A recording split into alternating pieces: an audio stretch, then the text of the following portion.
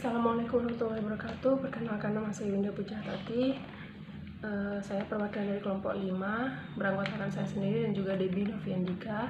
Di sini saya akan sedikit menjelaskan tentang makalah dari kelompok kami, yaitu kelompok 5, tentang bayi tabung guna menyelesaikan tugas dari dosen kita, yaitu Umi Nenan.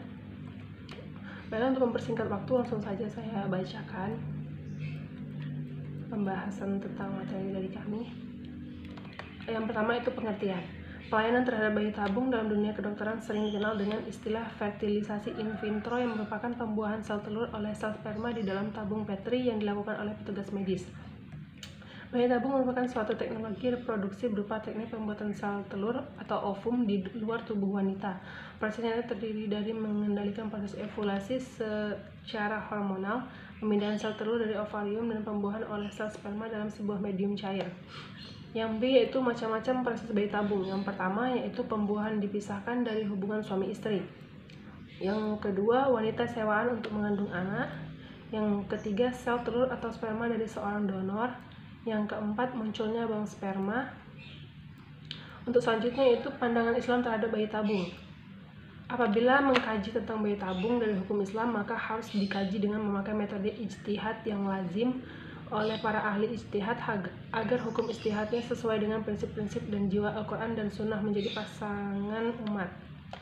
Menurut Al-Quran, surah Al-Isra ayat 70, yang artinya, dan sesungguhnya telah kami muliakan anak-anak Adam, kami angkut mereka di daratan dan di lautan, kami beri mereka rezeki dari yang baik-baik, dan kami berlebihkan mereka dengan kelebihan yang sempurna atas kebanyakan makhluk yang telah kami ciptakan. Untuk yang C, manfaat dan akibat bayi tabung. Akibat dari bayi tabung yaitu percampuran nasab, padahal Islam sangat menjaga kesucian, kehormatan kelamin, dan kemurnian nasab. Yang kedua yaitu bertentangan dengan sunnatullah atau hukum alam. Yang ketiga, inseminasi pada hakikatnya sama dengan prostitusi atau zina. Yang keempat, kehadiran anak hasil inseminasi buatan bisa menjadi sumber konflik dalam rumah tangga. Yang kelima, anak hasil inseminasi buatan bayi tabung yang percampuran nasabnya terhubung dan sangat dirahasiakan donornya. Yang keenam, bayi tabung lahir tanpa proses kasih sayang yang alami, terutama pada bayi tabung lewat ibu titipan yang harus menyerahkan bayinya pada pasangan suami istri yang punya benihnya.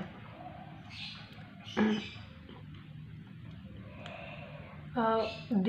Hukum-hukum tentang bayi tabung.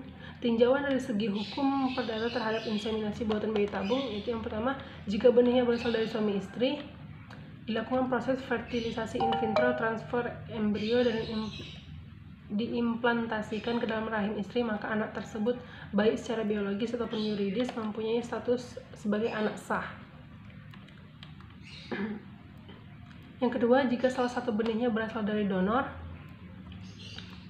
maka dapat dilakukan fertilisasi in vitro, transfer embrio dengan persetujuan pasangan tersebut.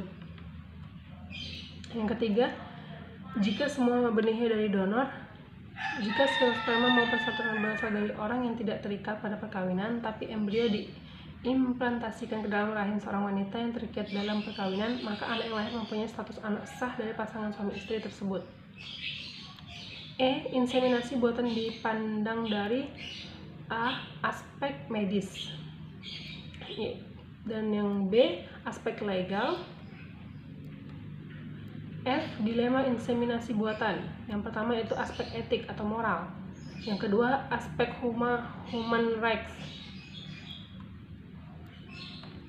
Baiklah, karena itu saja yang bisa saya jelaskan atau saya sebutkan tadi.